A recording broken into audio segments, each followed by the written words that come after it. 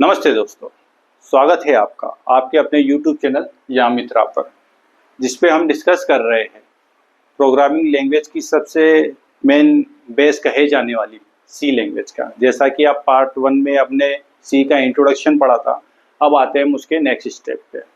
ठीक है, video and होने के बाद में आपको एक कोड दिया जाएगा। उस कोड को आप एक लिंक भी दी जाएगी बायो में, उस लिंक को ओपन कीजिएगा और कोड डालिएगा। तो आज का जो भी टॉपिक हम डिस्कस करेंगे उससे रिलेटेबल 10 क्वेश्चन आपसे पूछे जाएंगे। क्विज एग्जाम होगा वो, 10 क्वेश्चन पूछे जाएंगे, 5 मिनट का आपका समय रहेगा। ठीक है, तो अपन आते हैं मेन टॉपिक पे। तो सी का जो टॉपिक होता है अगला अपना जो होता है, आज की उस दिन अपन ने समझ लिया था क्या होता है फर्स्ट पार्ट में। आज सेकंड पार्ट अगर हम कर रहे हैं डिस्कस, तो इसमें सबसे पहले आता है डाटा टाइप। डाटा टाइप होता क्या है? सबसे पहली बात, डाटा टाइप वो होता है कि इसके अंदर सी के अंदर हम वैल्यू की साइज डिफाइन कर देते हैं। ठीक है, कैरेक्टर, इंटीजर, फ्लोट। फ्लोट मतलब दशमलव वाली संख्या, इंटीजर मतलब बिना दशमलव वाली संख्या, कैरेक्टर मतलब जो अल्फाबेटिकली होता है। ठीक है, वो हम डिफाइन कर देते हैं। तो अपन आते वन बाय वन देखते हैं। सबसे पहले होता है कैरेक्टर आपका। ठीक है, क्या होता है? कैरेक्टर। कैरेक्टर कितनी बाइट लेता है? 1 बाइट। ठीक है, और उसकी जो रेंज होती है वो होती है -128 से लेके प्लस का 127, या 0 से 255 तक, ये उसकी रेंज होती है। इस रेंज तक वो ले सकता है, वो उसकी रेंज होती है। वो साइज बाइट मतलब मेमोरी के अंदर बाइट जो लेगा तो 1 बाइट लेगा वो। ठीक है, आया आपको समझ में? तो ये काम होता है। आपको धीरे धीरे जब अपन प्रोग्राम बनाएंगे धीरे धीरे आपको समझ में आएगा ये अपन क्यों बता रहे हैं और साइज क्यों काम में इतनी आती है। ठीक है, तो एक होता है कैरेक्टर। कैरेक्टर की साइज होती है 1 बाइट लेता है, उसकी जो रेंज होती है वो होती है -128 से लेके प्लस का 127 तक उसकी रेंज होती है, या 0 से 255 भी आप बोल सकते हो। ठीक है, ये जो हम डिस्कस कर रहे हैं पूरा के पूरा जो सी लेक्चर हमारा, सारे पार्ट्स जो आएंगे वो हम कर रहे हैं पूरा हमारे ओल्ड वर्जन के हिसाब से डिस्कशन कर रहे हैं, जिसमें प्रोग्राम जो हम रन करेंगे वो हम नए विजुअल एडिटर जो आजकल आ रहे हैं उनके ऊपर हम रन नहीं करेंगे। ठीक है, हम प्रोग्राम रन करेंगे काई के ऊपर? टर्बो, सी और C++ में। ओल्ड वर्जन में ही हम पूरा आपको डिस्क्राइब करेंगे, उसके अंदर आपको पूरी सारी चीजें एक एक मिलेगी। ठीक है, और वो आखिरी में मैं आपको बताऊंगा कि जो अभी जो स्टैंडर्ड जो सी चल रही है उसमें और जो पुरानी अपनी ओल्डर सी है उनमें डिफरेंस क्या होता है। एक छोटा सा डिफरेंस होता है, बाकी कुछ नहीं होता है। थोड़ा सा बाइट की चेंजेस आ जाते हैं, तो बाकी और कुछ नहीं होता है। पहले वॉइड का यूज होता था, आजकल इंट का यूज होता है। तो मैं आपको समझा दूंगा, समझ में आता जाएगा धीरे धीरे। ये भी मैं आपको समझाऊंगा, ये भी एक टॉपिक बनता है, इसको अपन लास्ट में डिस्कस करेंगे नेक्स्ट पार्ट में। ठीक है, तो आपने देख लिया कैरेक्टर 1 बाइट लेता है, -128 से लेके प्लस का 127 तक जाएगी उसकी रेंज, 0 to 055। तो कैरेक्टर मतलब ABCD अल्फाबेटिकली वो कैरेक्टर में आते हैं आपके। ठीक है, सेकंड आते हैं अपन इंटीजर। ठीक है, इंटीजर जो मेमोरी में बाइट लेता है, अपनी जो मेमोरी होती है कंप्यूटर की उसमें जो बाइट लेता है वो लेता है 2 बाइट। कितनी? 2 बाइट। कैरेक्टर 1 बाइट लेता है, ये 2 बाइट लेता है। और इसकी जो रेंज होती है वो होती है माइनस का 32,768 से लेकर, मतलब माइनस का 32,768 टू प्लस का 32,767 तक होती है। मतलब माइनस का 32,768 से लेकर प्लस का 32,767 तक रहती है। इसके बीच में अपन वैल्यू का एडिशन कर सकते हैं, कैलकुलेशन। अब इंटीजर मतलब होता क्या है? इंटीजर मतलब बिना दशमलव की संख्या। लाइक कैरेक्टर तो आपको पता ही है, अपन कोई भी अपन डिफाइन कर सकते हैं, ए कर दे, बी कर दे, सी कर दे, ये अपने कैरेक्टर्स हो गए। अब हम बात कर रहे हैं इंटीजर। इंटीजर को अगर मैं डिस्क्राइब करूं तो बिना दशमलव की संख्या, जैसे मान लीजिए 128 बिल्कुल बिना दशमलव की संख्या, 125 बिना दशमलव की संख्या, मतलब बिना पॉइंट वाली संख्या, तो उसको अपन क्या बोलेंगे? इंटीजर, जो बिना दशमलव की संख्या हो। अगला आता है अपना फ्लोट। फ्लोट क्या होता है? तो जैसे इंटीजर बोला बिना दशमलव की संख्या, अब अपन बात कर रहे हैं फ्लोट की, तो फ्लोट क्या लेगा? दशमलव की संख्या, मतलब पॉइंट में वैल्यू जो स्टोर हो उसको अपन फ्लोट बोलते हैं। तो फ्लोट जो है वो कितनी बाइट लेता है मेमोरी में? 4 बाइट। कितनी बाइट रहता है? 4 बाइट। और उसकी जो रेंज होती है माइनस का 3.4 मल्टीप्लाई बाय 10 माइनस का 38 से लेके प्लस का 3.4 मल्टीप्लाई 10 की पावर 38, ये इसकी वैल्यू होती है। मतलब पावर में इतना पॉइंट के बाद में वहां तक जा सकता है, ये एक्सपोनेंशियल बोलते हैं इसको ऊपर, ठीक है। तो ये होती है अपनी फ्लोट की वैल्यू। ये आपको सब धीरे धीरे समझ में आता जाएगा, अपन एक एक लेक्चर पढ़ते जाएंगे। इसके बाद में आता है आपका डबल। इसके बाद में आता है आपका डबल। डबल में कितनी साइज होती है, तो 8 साइज। मेमोरी के अंदर कितनी बाइट लेगा वो, 8 बाइट लेगा वो, ठीक है। और उसकी जो साइज होती है माइनस 1.78 टू मल्टीप्लाई 10 की पावर माइनस 308 से लेकर प्लस का 1.7 मल्टीप्लाई 10 की पावर प्लस का 308, मतलब दशमलव के बाद की संख्या 15 वैल्यू तक स्टोर कर सकता है वो। इसका मतलब ये है 15 वैल्यू तक स्टोर कर सकता है ये। तो आई होप आपको समझ। इसके बाद में भी होता है लॉन्ग डबल, फिर होता है लॉन्ग इंटीजर, ठीक है। लॉन्ग डबल, लॉन्ग इंटीजर ऐसा होता है। लेकिन अपना मेन जो सी के अंदर जो यूज होगा, स्पेशली अपने 4 का ही यूज होगा, ठीक है। वहां तक हालांकि मैं आपको नोट्स जो मिलेंगे उसमें आपको पूरा बकायदा जितना होता है सारा मिलेगा, लेकिन जो अपना जो प्रोग्रामिंग के अंदर अपन मेन जो यूज करेंगे वो स्पेशली 4 का यूज करेंगे हम। 4 का भी नहीं, अपन स्पेशली 3 का ही यूज होता है, ठीक है। अब आपको आया होगा समझ में, ये 1 बाइट, ये 2 बाइट, ये 3 बाइट, ये सॉरी 1 बाइट, ये 2 बाइट, ये 4 बाइट, ये 8 बाइट, ठीक है। तो ये होता है अपना डाटा टाइप। डाटा टाइप मतलब डाटा का टाइप पहले से डिफाइन कर दिया गया, इसको बोलते हैं हम डाटा टाइप, ठीक है। अब हम अपना नेक्स्ट टॉपिक डिस्कस करते हैं। नेक्स्ट टॉपिक अपन डिस्कस करते हैं कीबोर्ड की। अपना नेक्स्ट टॉपिक अपन पढ़ते हैं कीवर्ड्स। कीवर्ड्स क्या होते हैं? कीवर्ड्स सी के अंदर कीवर्ड्स क्या होते हैं? तो कीवर्ड्स क्या होते हैं? ये कीवर्ड्स सी के द्वारा प्री डिफाइंड किए गए हैं, मतलब इसको पहले से असाइन कर दिया गया, इसको हम एज ए वेरिएबल यूज नहीं कर सकते, ठीक है। एग्जाम्पल के लिए कौन, स्पेशली सी के अंदर कीवर्ड होते कितने हैं? तो सी के अंदर जो कीवर्ड होते हैं वो टोटल होते 32। कितने होते हैं? 32। लेकिन 1972 में जब सी डिस्कवर्ड हुई थी उस टाइम पे यूज करते थे कितने कीवर्ड यूज करते थे? मात्र 27 कीवर्ड। और कौन कौन से होते थे वो, तो मैं आपको कुछ बता देता हूं। ए से ऑटो होता था, बी से ब्रेक होता था, सी से केस होता था, डी से डू होता था, ई से एल्स होता था, एफ से, इस तरीके से कंटिन्यू चलते थे। तो टोटल 27 कीवर्ड थे।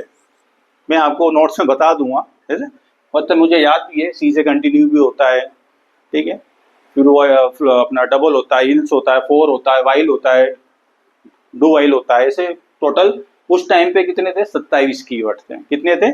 27 कीवर्ड थे, ठीक है। लेकिन कुछ कीवर्ड्स की और बाद में यूज करने की जरूरत पड़ी, तो वो 1989 में 5 कीवर्ड और जोड़े, ठीक है। 5 कीवर्ड और जोड़े गए। उन कीवर्ड्स के जो नाम है, C for constant, D for double, F for float, S for signed और V for void, VO void, VOID void. ये 5 कीवर्ड और बाद में ऐड करे गए। कब ऐड करे गए? ये 1989 में। और किसके द्वारा ऐड करे गए? ये आंसी कमिटी के द्वारा, ANSI। इसका फुल फॉर्म होता है American national standard of institute, ठीक है, इंस्टीट्यूट। तो अभी जो क्वेश्चन पूछा जाता है सी में, आपसे पूछा भी जाएगा तो टोटल कितने कीवर्ड होते, तो आप बिल्कुल 32 कीवर्ड्स बता सकते हैं, ठीक है।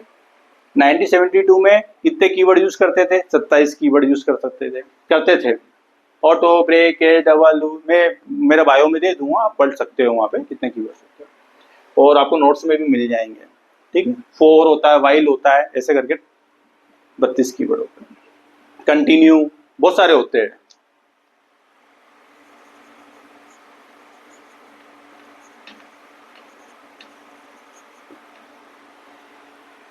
इफ, ऐसे टोटल कितने होते हैं 27 थे उस टाइम पे, 27 थे, लेकिन बाद में और अपने को यूज लगा तो आंसी कमेटी ने 5 और ऐड करे। कब ऐड करे थे? 1980 में, 89 में ऐड करे थे। वो कौन से करे थे? कांस्टेंट करे थे, डबल करे थे, फ्लोट करे थे, साइन करे थे, वो ऐड करा था। तो टोटल कीवर्ड कितने हो गए अपने? 32। तो अब आपको पता चल गया कीवर्ड, और कीवर्ड होता क्या, मैंने आपको बता दिया। ये जो वर्ड जितने अपन दे रहे हैं इनको एज ए वेरिएबल अपन यूज नहीं कर सकते हैं। इसका मतलब सी के अंदर एक डिफाइन कर रखा है, इसका मतलब सी के अंदर डिफाइन कर रखा है, इसका मतलब भी सी के अंदर डिफाइन कर रखा है, इसका मतलब भी सी के अंदर डिफाइन कर रखा है। ये पहले से प्री डिफाइंड, इसलिए बोला गया है कि जो कीवर्ड्स होते हैं वो प्री डिफाइंड होते हैं, पहले से उनकी डेफिनेशन परिभाषित कर चुके हैं, उसको मैं एज ए वेरिएबल अपन यूज नहीं कर सकते। तो ये होता है अपना कीवर्ड। ठीक है, अपना नेक्स्ट टॉपिक डिस्कस करेंगे वेरिएबल और कांस्टेंट। तो मैं आपको बता देता हूं वेरिएबल और कांस्टेंट क्या होता है।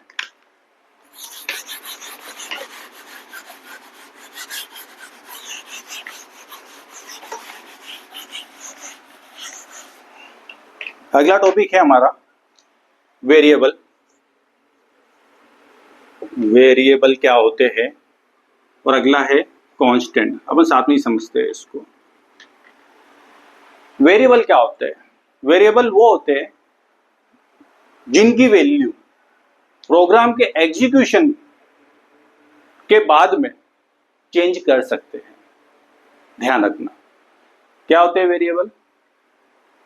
वेरिएबल की वैल्यू प्रोग्राम एग्जीक्यूशन के बाद में चेंज कर सकते हैं।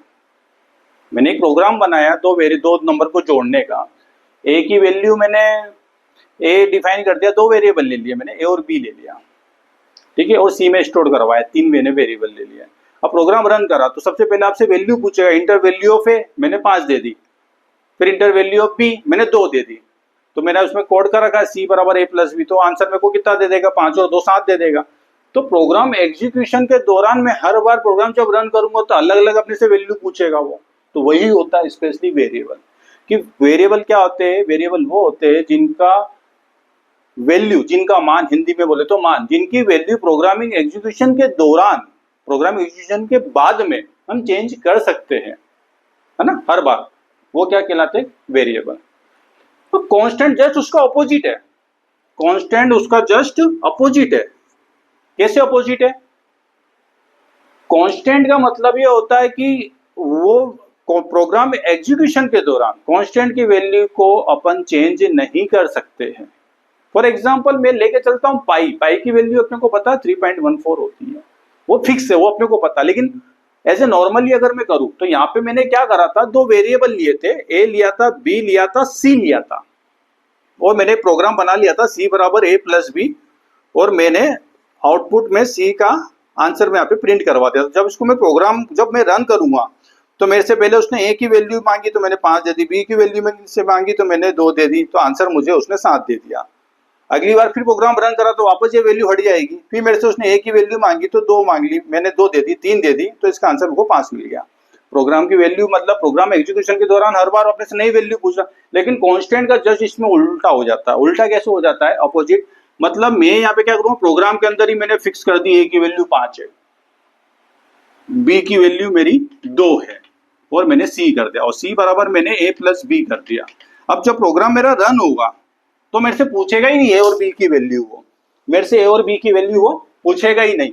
वो सी की डायरेक्ट मेरे को आंसर क्या दे देगा? सी का आंसर क्या? 5 और 2 कितना आ जाएगा? 7 आ जाएगा। क्यों आ जाएगा? क्योंकि मैंने उसको वैल्यू कांस्टेंट कर दी है। कांस्टेंट मतलब होता ही है ना, अपन मैथमेटिक्स के अंदर पढ़ा है, कांस्टेंट मतलब फिक्स। कांस्टेंट मतलब फिक्स, उसकी वैल्यू अपन प्रोग्राम एग्जीक्यूशन के दौरान चेंज नहीं कर सकते, लेकिन वेरिएबल की वैल्यू हम प्रोग्राम एग्जीक्यूशन के दौरान चेंज कर सकते। तो यही फर्क होता है वेरिएबल और कांस्टेंट में। तो आज हमने जो टॉपिक पढ़ा है आपका बहुत इंपॉर्टेंट टॉपिक है, ध्यान रखना है। टॉपिक छोटे छोटे में इसलिए मैं आपको बताया जा रहा हूँ क्योंकि इनका प्रोग्राम में यूज होगा, और मेन तो अपना प्रोग्रामिंग सीखना है अपने को, सी के मेन कॉन्सेप्ट सीखना है अपने को, तो ही फिर अपन C++ आगे पढ़ पाएंगे या DSA अपन आगे पढ़ पाएंगे। तो ये आपका बेस अपने को मजबूत रखना है, ठीक है। तो आज हमने पढ़ा क्या, एक तो डाटा स्ट्रक्चर के बारे में पढ़ा, कैरेक्टर होता है, इंटीजर, फ्लोट, कैरेक्टर सब होता है। डाटा स्ट्रक्चर पढ़ा, कीवर्ड पढ़ा अपन ने, कीवर्ड के बाद में हमने देखा वेरिएबल क्या होता है, कांस्टेंट क्या होता है, ठीक है। तो ये अपना आज का सेकंड पार्ट हुआ है खत्म।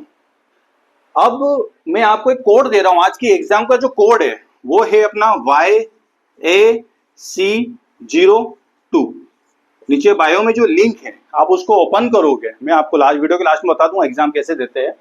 इसको आप ओपन करोगे, आज का जो भी अपने टॉपिक डिस्कस करे, data structure, data type, keyword, variable, constant, इन चारों से मिलाकर 10 क्वेश्चन टोटल उसमें पूछे जाएंगे इन चारों टॉपिक के ऊपर, और 5 मिनट का समय होगा। तो ये आपको एग्जाम देना है, ठीक है। मिलते हैं अपन नेक्स्ट पार्ट में। प्लीज चैनल को लाइक, सब्सक्राइब, शेयर जो भी आप कर सकते हो आपके थ्रू वो सारे कीजिए। अपन मिलते हैं नेक्स्ट पार्ट में। Bye bye.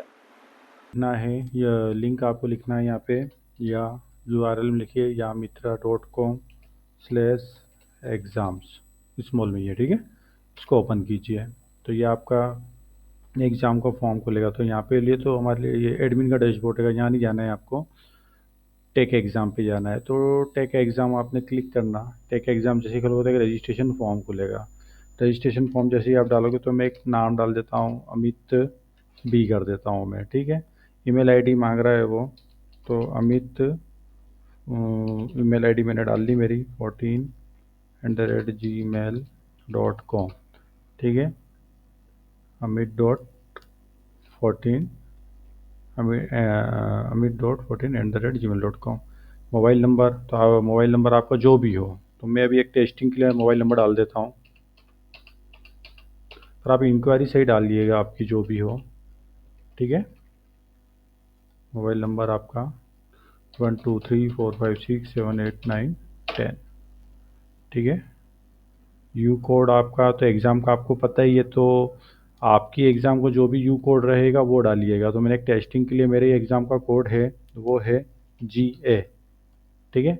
लेकिन आपका जो भी एग्ज़ाम रहेगा, जैसे सी का पहला पार्ट है तो YSC-01 दे रखा है, तो हर एग्ज़ाम का अलग अलग कोड रहेगा। तो आप आपका जो भी एग्ज़ाम कोड रहेगा नीचे बायो में जो रहेगा वो ही डालिएगा, तो उससे रिलेटेड ही क्वेश्चन आपके ऐड होंगे। तो मैंने एक जनरल नॉलेज के क्वेश्चन डाल रखे हैं, तो ये उससे रिलेटेड क्वेश्चन डालेगा। तो एक टेस्टिंग के लिए मैंने डाला है कि आपको बता सकूँ मैं। जैसे आप रजिस्टर एंड कंटिन्यू पे क्लिक करेंगे तो एक ये फॉर्म खुलेगा आपका, ठीक है। ये इंस्ट्रक्शन है सिंपल, जैसे ऑनलाइन एग्जामिनेशन में होता है। तो यहाँ पे आपको ये टिक करना है, यहाँ पे दिख रहा है बट ये चेक बॉक्स, यहाँ पे आपको टिक करना है और यहाँ पे आपका आ जाएगा स्टार्ट एग्जामिनेशन, ठीक है। स्टार्ट एग्जाम पे जैसे ही आप क्लिक करोगे तो एक विंडो ओपन हो जाएगा एग्ज़ाम का, ठीक है। यहाँ पे आपका क्या आ जाएगा, हिंदी इंग्लिश कोई भी एक लैंग्वेज सिलेक्ट कर सकते हो, ठीक है। अपन ने लैंग्वेज सिलेक्ट करी। अब वो पूछ रहा है पहला question, which is the last, ये टाइमर भी चला है, मैंने 1 मिनट का ही टाइमर डाला है, ठीक है। आपका तो 4 मिनट के लगभग रहेगा, 10 क्वेश्चन रहेंगे। मैंने टेस्टिंग के लिए मेरे 5 ही क्वेश्चन डाले हैं, ठीक है। तो क्या पूछ रहा है, which is the larger planet in our solar system. तो अर्थ है कि जुपिटर है कि मार्स है, सैटर्न है, कौन सा है। तो आपका जो भी रहे वो आंसर आपको जो भी लगता है सही वो यहाँ पे क्लिक कीजिए।